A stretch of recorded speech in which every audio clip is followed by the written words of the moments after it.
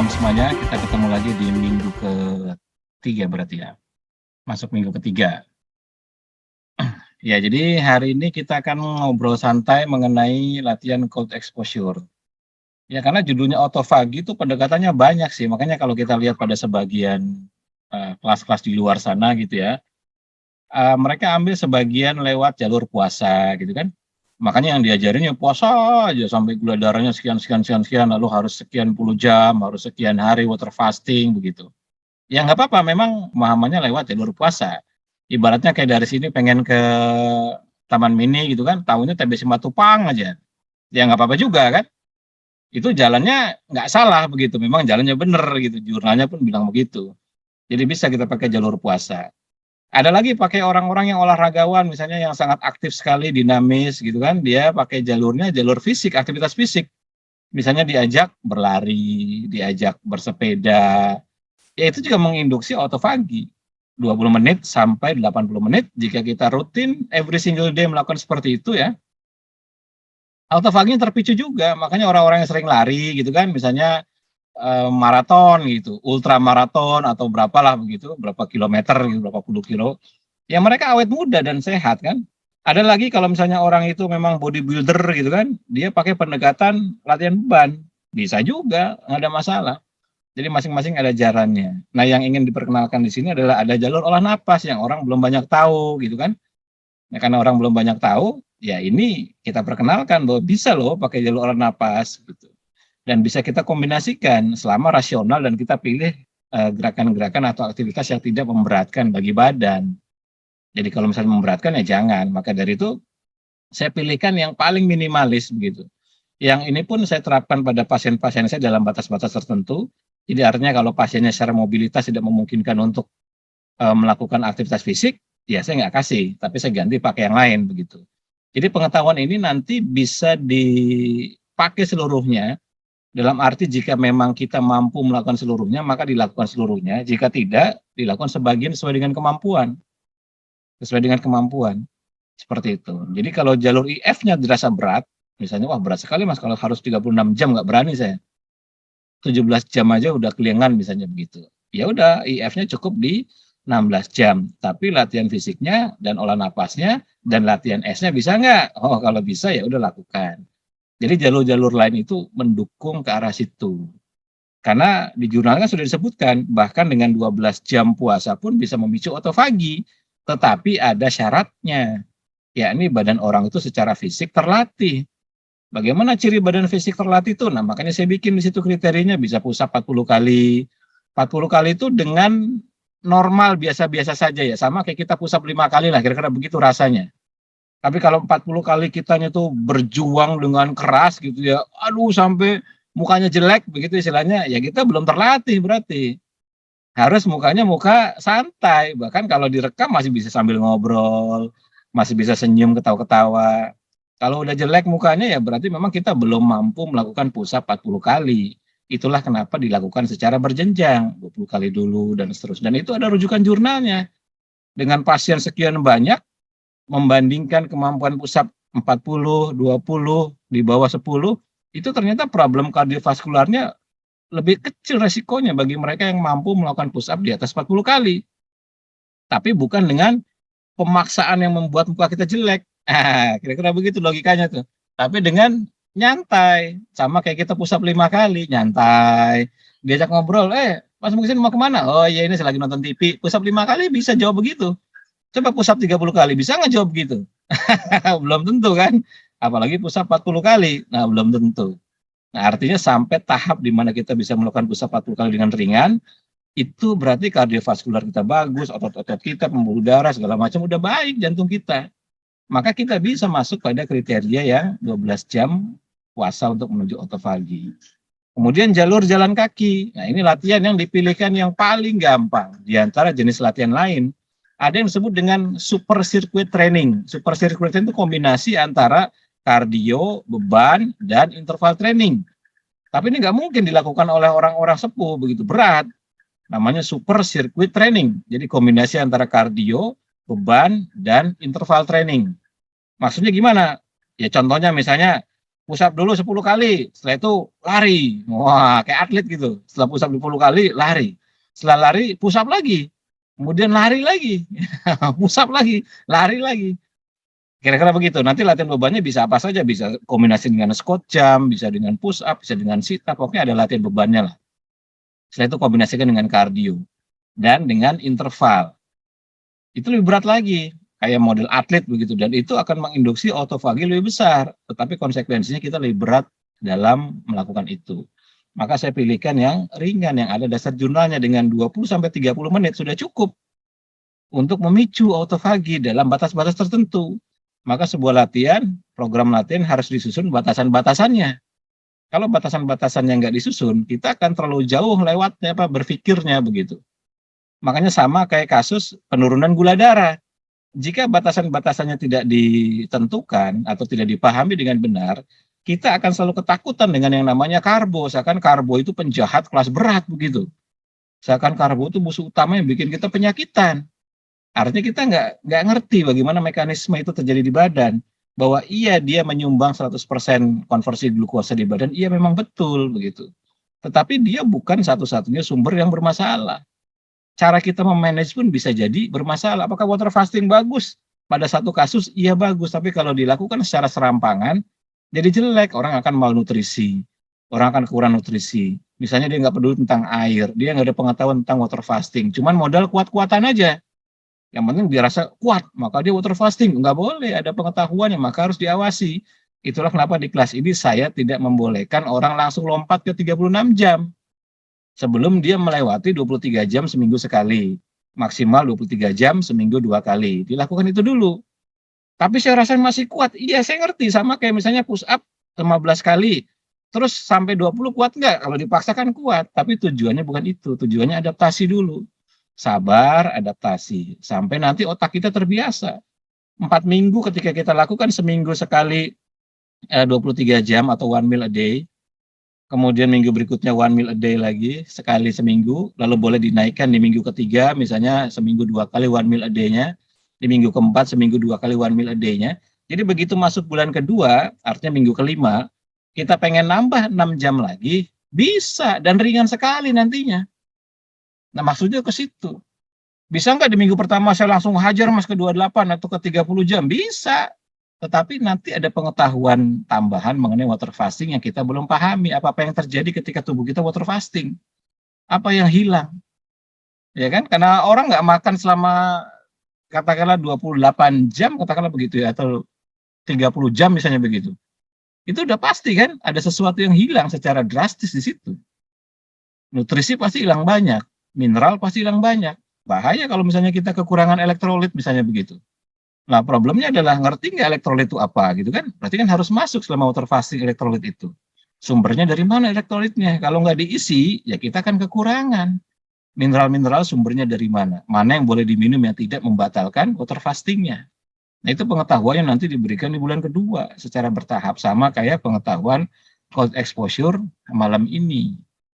Tuh, jadi jalur-jalur ini kita pahami supaya nanti kita selamat gitu dan rasional.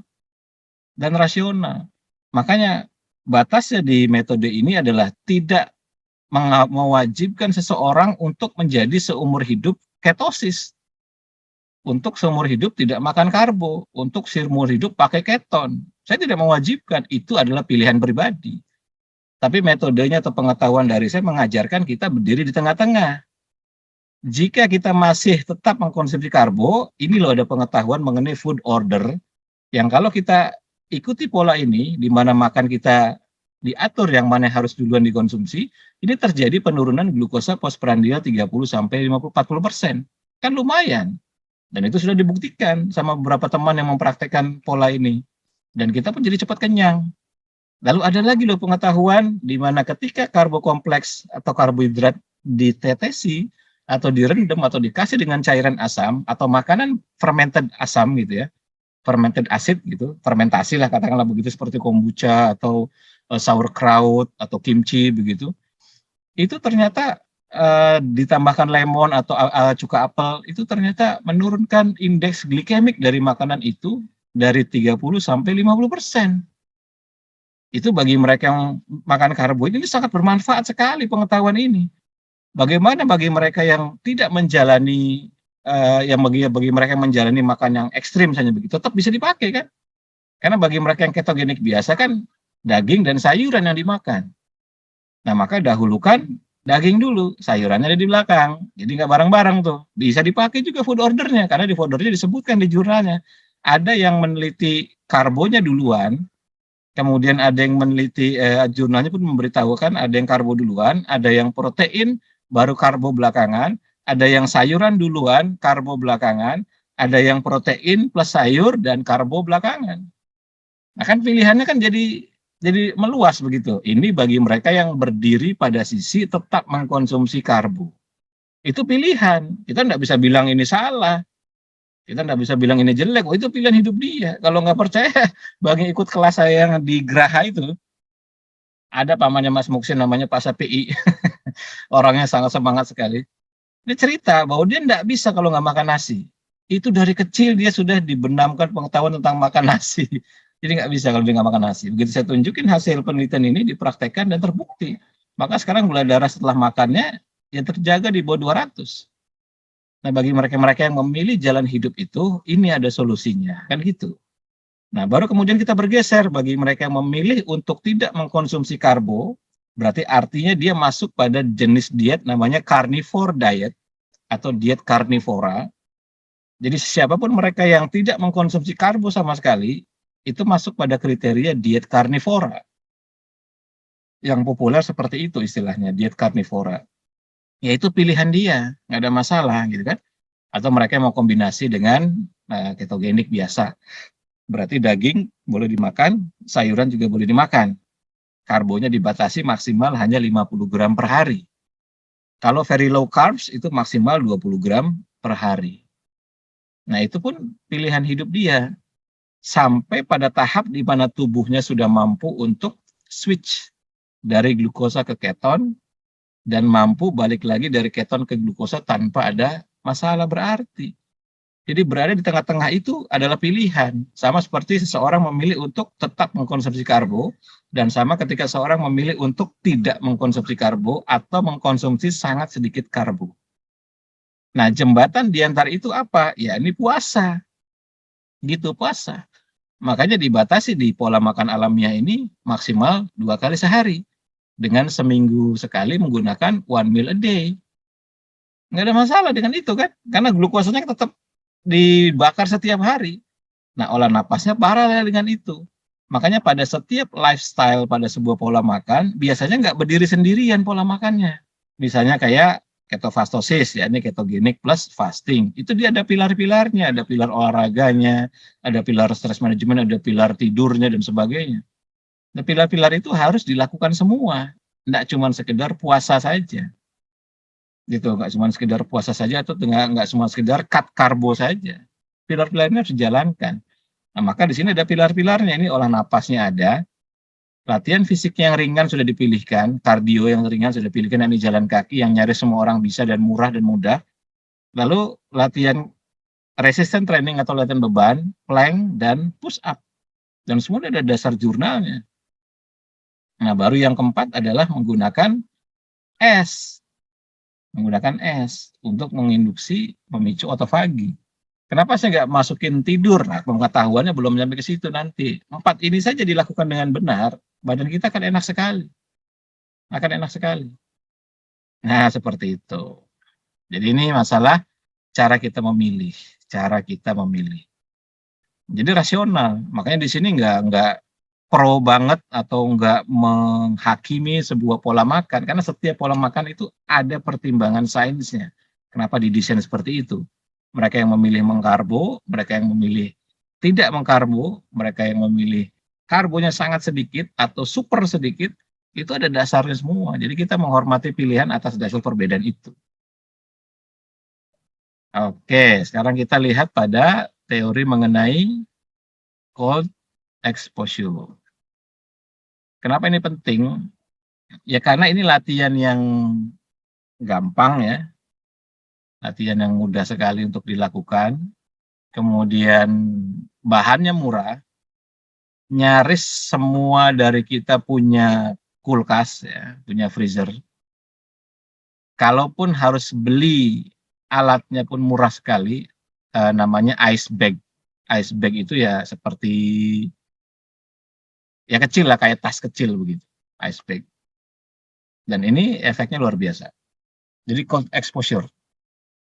Ya, ini tubuh didera dengan temperatur dingin untuk membangkitkan potensi stres manajemen, fokus, hormon antiinflamasi, dan potensi imunitas dari sel lemak. Jadi sel lemak itu sesungguhnya akan sel yang sangat kaya akan sel imun. Tuh, jadi sel lemak itu sesungguhnya sangat kaya akan sel imun. Terdapat dua sel yang berfungsi sebagai pengatur termogenesis, yakni eosinofil dan makrofagus. Nah, sekarang kita lihat karakteristiknya. Jadi di badan manusia ini ada dua jenis, yakni sel lemak putih dan sel lemak coklat, white adipose tissue dan brown adipose tissue. Ini karakteristiknya. Ketika seorang itu lahir, bayi ini ya, sel lemaknya dominan brown adipose tissue. Nah, sel lemaknya dominan sel lemak coklat. Itu. Nah, sel lemak coklat itu punya keistimewaan. Dia punya kemampuan untuk termogenesis, menciptakan panas. Sederhananya begitu. Makanya bayi itu sebenarnya nggak kedinginan kalau dia di ruangan ber-AC. Orang tuanya aja yang kasihan ngelihatnya kan, makanya diselimutin. Tapi secara natural, sel lemaknya sel lemak coklat. Dia nggak pernah kedinginan itu. Kita yang kasihan. Nanti seiring dengan perkembangan usia, sel lemak coklat dia berubah menjadi sel lemak putih. Dan disitulah dia memerlukan olahraga untuk mengubah sel lemak putih menjadi sel lemak coklat dan diubah lagi menjadi energi. Nah, jadi sel lemak itu nggak bisa serta-merta berubah menjadi energi, dia harus berubah dulu. Dari sel lemak putih berubah menjadi sel lemak coklat melalui seluruh proses yang disebut dengan browning, baru setelah itu dia menjadi energi. Dan di situ nanti sel-sel imun kita akan keluar secara melimpah. Makanya olahraga itu disebut menyehatkan. Karena proses browningnya ini, perubahan sel lemak putih menjadi sel lemak coklat. Nah, pada sel lemak coklat itu istimewa dia. Ini sel lemak yang memang mampu memproduksi panas, meningkatkan energi, dia kaya akan mitokondria. Kemudian dia bisa melindungi tubuh dari obesitas dan diabetes, seperti itu. Meningkatkan sensitivitas insulin lebih dari 43% dan sebagainya, banyak sekali.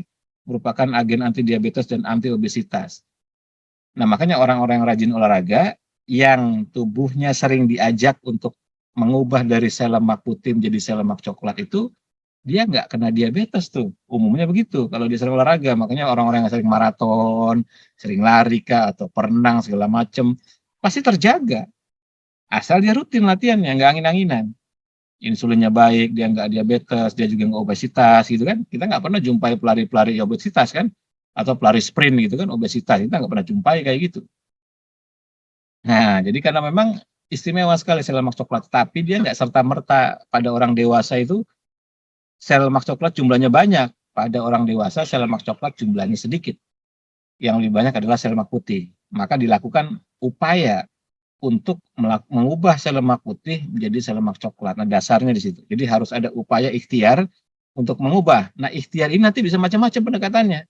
Nah, tadi contohnya olahraga fisik, ya kan?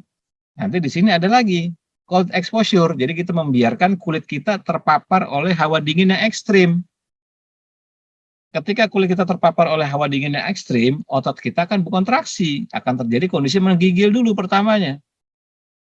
Menggigil, gitu kan. Orang kedinginan kan gitu. Tapi lama-lama ketika misalnya energi expenditure-nya atau pengeluaran energi dan termogenesis kebentuk, menggigilnya berhenti. Pengeluaran energi tetap tinggi. Makanya ini istilahnya berubah menjadi non-shivering thermogenesis. Ya, ini penciptaan panas atau pembentukan panas tanpa ada proses menggigil. Kalau menggigil jelas ya orang gitu kan, otot-ototnya bergerak semua kan, maka tercipta panas. Nah, kalau termogenesis sudah terbentuk, kita tidak menggigil, tapi produksi panasnya tetap tercipta di badan. Makanya bagi teman-teman yang sudah merasakan latihan es ini, berkeringat ya, padahal tangannya celup ke dalam air es. Tapi badannya berkeringat. Karena termogenesis itu. Karena termogenesis. Nah, ketika sel adipose tissue, sel lemak putih ya, white adipose tissue ini, mengalami proses lipolisis, maka kemudian mitokondrianya bertambah jumlahnya. Tuh. Mitokondria adalah generator energi pada sel. Ketika jumlahnya bertambah, maka energi naik. mitokondria biogenesis istilahnya. Jadi dengan dipaparkan saja kulit kita pada hawa dingin yang cukup ekstrim, kita sudah mampu memperbanyak produksi mitokondria, atau istilah modernnya mitokondria biogenesis, seperti itu. Nah, di sini kita lihat perbedaan pada saat summer, musim panas, dan winter. Sel lemak berubah di sini. Ya, sel lemak coklatnya berubah. Ya, jadi ketika perubahan suhu dari musim panas ke musim dingin, tubuh merespon dalam bentuk browning. Browning itu perubahan dari sel lemak putih menjadi sel lemak coklat.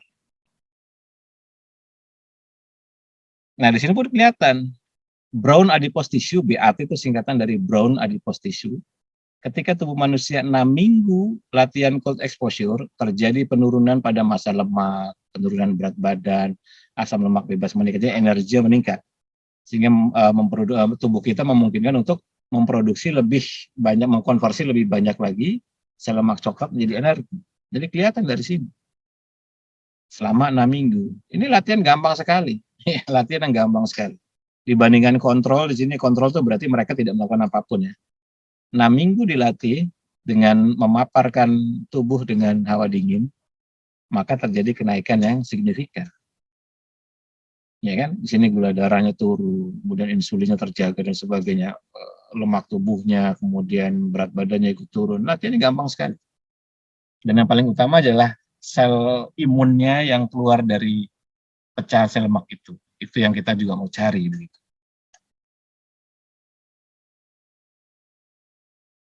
Oke ya, nanti pertanyaan-pertanyaan kita bahas setelah ini ya. Nah, kita lihat di sini. Jalurnya seperti itu. Tadi seperti yang sudah dijelaskan, bahwa ketika seseorang terpapar oleh dingin, maka akan naiklah dulu saraf simpatiknya. Karena stres, jelas. Karena stres, jelas. Jadi begitu sel saraf parasimpatiknya naik, maka dia akan memproduksi norepinefrin. Norepinefrin itu dia keluarga stres, keluarga hormon stres. Karena hormon stres itu kan dia dibagi dua, ada hormon stres individual, ada hormon stres komunal ya. Hormon stres individual itu maksudnya apa? Hormon stres yang ketika dia keluar, maka dia hanya mempengaruhi badannya dia sendiri. Jadi kalau hormon stres itu keluar di badan saya, maka hormon stres itu hanya akan mempengaruhi badan saya aja. Contohnya apa? Contohnya adrenalin, noradrenalin, itu akan kortisol. Berarti yang 3 tadi, adrenalin, noradrenalin, kortisol adalah hormon stres individual. Yakni ketika keluar mempengaruhi diri saya sendiri. Nah, kemudian nanti ada lagi namanya hormon stres sosial. Nah, yakni oksitosin, yang ketika dia keluar bisa mempengaruhi orang di luar kita. Karena sejarahnya oksitosin itu adalah dari penelitian terhadap seorang ibu, ya, wanita berarti, ketika dia merawat anaknya yang baru lahir. Jam tidur anak yang bayi baru lahir itu kan sangat kacau. Belum ditambah sakitnya dari ibu segala macam. Tapi ajaibnya bisa dilewati. Maka ilmuwan bingung, ketika seorang laki-laki melakukan hal yang sama, dia stresnya luar biasa. Suruh ngerawat bayi tuh, anak laki-laki itu ya, atau bapaknya itu stres luar biasa, tapi ibunya enggak. Jadi ada karunia Tuhan yang diberikan kepada seorang ibu dalam bentuk melimpahnya produksi hormon stres yang bernama oksitosin. Nah, itu ada di penjelasan video saya mengenai intermittent stress, silakan dilihat. Waktu itu kalau nggak salah sama Mas Tommy. Jadi ketika oksitosin keluar, dia akan melakukan blocking terhadap 3 jenis hormon stres individual itu. Oke. Nah, jadi di sini ketika norepinefrin keluar, dia akan meningkatkan mitokondria biogenesis. Ketika mitokondria biogenesis terbentuk, maka termogenesis tercipta di situ. Energi ekspenditur meningkat, energinya meningkat di badan kita, panasnya meningkat. Nah, nanti lama-lama kalau masih terpapar oleh hawa dingin itu, sel mengalami kerusakan awal. Nah, secepat itu pula tubuh langsung melakukan perubahan genetik untuk melakukan proses autofagi atau peremajaan. Makanya perhatikan aja, orang-orang yang sering berendam di air dingin, ini kan sekarang udah menjadi tren ya, udah menjadi tren. Artis-artis gitu kan, bahkan pesepak bola, atlet-atlet profesional di luar negeri, termasuk di Indonesia juga walaupun masih jarang gitu, mereka sudah memanfaatkan untuk cold exposure ini dalam melakukan recovery, percepatan pemulihan recovery. Seperti itu. Karena selnya dibuat remaja kembali. karena selnya dibuat remaja kembali. Dengan cara bagaimana? Dengan cara celupkan badannya, sebadan badan, dengan dengan es. Nah, tapi kalau kita di sini contohnya nggak sebadan badan, kita hanya sebatas pergelangan tangan saja. Itu aja dulu. Sampai kita tahu rasanya dulu. Sampai kita tahu rasanya dulu. Nah, di sini kelihatan. Untuk yang kontrol, dia kecil sekali. Sedangkan begitu norepinefrin terstimulasi, maka dia tinggi sekali dampak dari autofaginya. Nah, maka dari itu, sekarang kita jadi paham, paling tidak ada 4 jalur untuk menuju autofagi. Jalur pertama adalah jalur menggunakan sensor nutrisi, yakni mTOR, protein mTOR, lewat jalur intermittent fasting atau puasa. Jalur kedua adalah AMPK, jalur sensor energi menggunakan aktivitas fisik, ya kan, bisa kardio, bisa beban, dengan durasi kalau kardio antara 20 sampai 80 menit untuk kasus jalan kaki. Kemudian ada sensor ketiga, yakni HIF atau hypoxia inducible factor, yakni menggunakan jalur pernapasan dengan menciptakan kondisi intermittent hipoksia. Baru sekarang ada jalur keempat nih, namanya jalur norepinefrin, menggunakan konsep termogenesis, norepinefrin via termogenesis. 4 jalur ini, dan ini yang saya latihkan ke para purnawirawan semua. Makanya kalau melihat pada channel YouTube saya, itu di situ kelihatan nanti. Saya ngajarin apa pemanasannya, berarti dia mengajarkan untuk aerobik, ada jalan kakinya, paling nggak 2000 langkah. Itu saya jelaskan di situ. Ada latihan bebannya, ini mereka harus push up dari 10 sampai 20 kali. Mereka harus menahan sambil duduk, menahan badannya, seperti kita latihan napas yang minggu lalu itu. Duduk di lantai, kemudian kedua tangan menahan badannya sendiri. Push up-nya tapi bukan di lantai, tapi push up-nya di tembok atau di sudut meja atau di pagar supaya aman bagi lansia. Nah, itu untuk memasuki jalur lewat sensor AMPK. Seperti itu. Sensor energi ya. Kemudian mereka latihan olah napas, diajarkan intermittent hipoksia, diajarkan ritme-ritme 5 dan sebagainya untuk menuju intermittent hipoksia dari jalur olah napas. Maka autofagi kebentuk juga, walaupun sedikit-sedikit, nggak ada masalah, kita kan tetap rasional. Saya tidak pernah langsung jebret, langsung tinggi kali. Enggak, kita rasional supaya sustain, bertahan lama. Terbentuk kebiasaan baru dan kuat. Nah, baru kemudian yang ketiga adalah latihan S. Itu sering saya posting di grup Facebook saya. Bagaimana para lansia bapak-bapak itu latihan S. Dengan wajah yang lucu-lucu gitu. Dengan wajah yang aduh, ya, tapi mereka senang dengan latihan seperti itu karena manfaatnya luar biasa. Tuh. Karena makin seseorang menua itu, tubuh mengalami kesulitan untuk mengkonversi sel lemak putih menjadi sel lemak coklat. Ini perlu dicatat nih. Semakin seorang itu menua, usia bertambah, tubuh mulai kesulitan mengkonversi sel lemak putih menjadi sel lemak coklat. Nah, bagaimana caranya untuk meningkatkan persentase pemecahan itu? Yakni dengan dipaparkan dengan hawa dingin. Dipaparkan dengan hawa dingin. Nah, seperti itu. Oke. Oke, kita lihat pertanyaan ya. Materi autopagi keren, soalnya jadi banyak yang kepo. Ya memang keren, materi dari dulu, materi WP itu keren-keren. Mas Muksin, tangan dicelup ke es, punggung keringetan. Ya, itu termogenesis. Jadi bagi yang pertama kali mencoba, rasanya akan begitu. Dan cekot-cekot nggak keru-keruan tangannya. Dinikmati saja. Tapi ngangenin. Sakit tapi ngangenin. Pak Supriyono, coach itu tiap hari ya celup esnya. Seminggu 3 kali aja dulu. Seminggu 3 kali sesuai dengan ini dulu. Sesuai dengan latihan kita dulu. Senin, Rabu, Jumat celup esnya. Begitu. Nanti kalau misalnya ngerasa udah nyaman, udah tahu rasanya, cara handlingnya segala macam, boleh setiap hari, nggak ada masalah. Apakah hanya tangan atau juga bisa kaki? Tangan saja dulu. Walaupun mungkin kita merasa kuat, nah tapi saya menghindari resiko. Bukan apa-apa, karena saya nggak ngawasin satu-satu orang kan. Karena nggak awasin, maka yang paling aman adalah tangan. Tidak ada orang masuk rumah sakit gara-gara celupkan pergelangan tangan ke air es. Nggak ada tuh. Karena kalau kita ketakutan tinggal diangkat aja kan. Kalau kita merasa sakit tinggal diangkat aja selesai. Kecuali sebadan badan itu lain cerita, bahaya. Harus diawasi. Tapi kalau cuma sebatas pergelangan tangan aja, isi tuduh lah. Isi tuduh, itu mudah sekali. Latihan es apakah menghasilkan hormon tertentu yang power mode? Bisa, Karena begitu simpatik naik, itu udah pasti adrenalin naik, noradrenalin naik, kemudian kortisol juga bisa naik, kemudian ada heat shock protein dan sebagainya.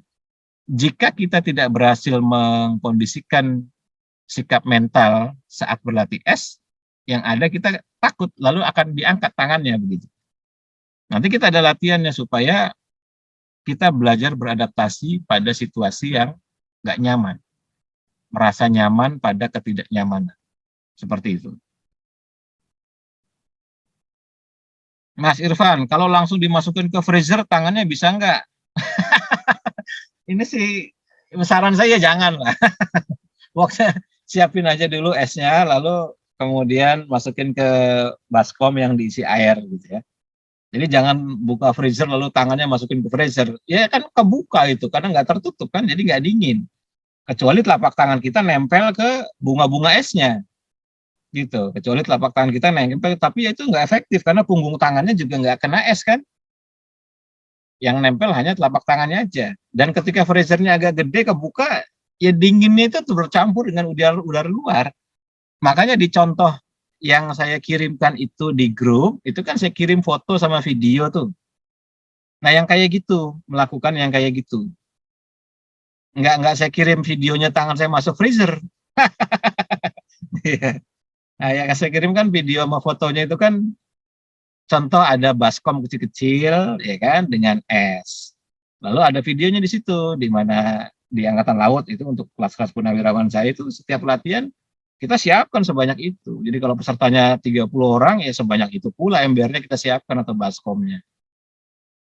Nah begitu. Jadi nggak pakai freezer. Ya, ya jelas ya. Kalau ada pertanyaan lagi kita lanjut pada latihan.